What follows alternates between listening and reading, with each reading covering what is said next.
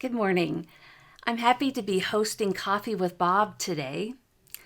A few days ago, I was in Missouri. I had gotten away for a little while to work on sermon series. Now, the condo I was staying at backed up to a forested area, and in that wooded place, I could hear kind of the sounds of nature.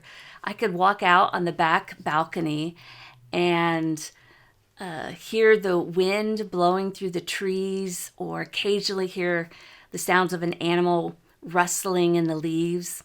But every morning I could hear the birds singing. Now, every morning I could make out one bird in particular. Its call was a little bit louder, a little bit more repetitive. Every morning I heard this bird, and I was determined to identify the source of that call. Well, I went online and tried to go to different bird websites that had different calls, and I finally found the call that matched the bird. I want to play it for you.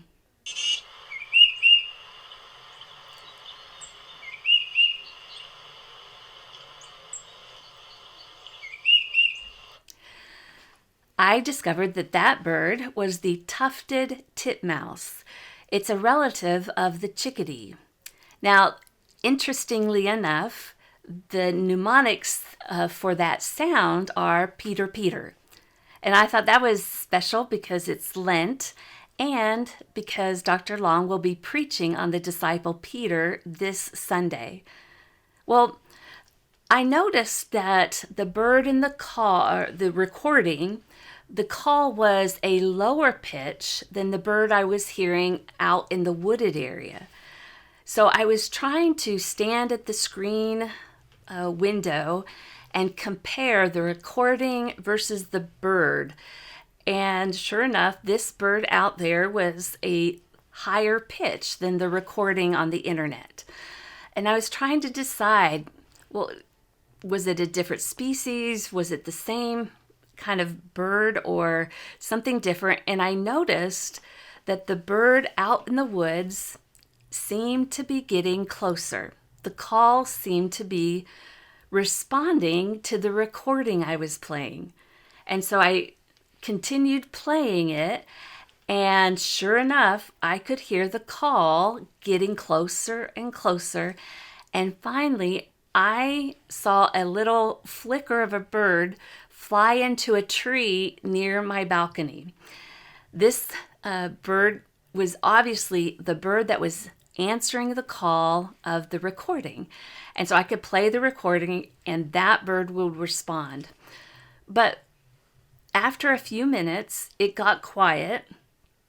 And when it started back up again, it had lowered the pitch of its call to match the recording I was playing. Now, I thought, surely I'm imagining this. Maybe another tufted titmouse flew in from somewhere and it just happened to have a lower pitched call. So I went back on the internet and I found an ornithological research site and discovered that, in fact, the tufted titmouse would raise or lower the pitch of its call in order to better communicate with a neighbor.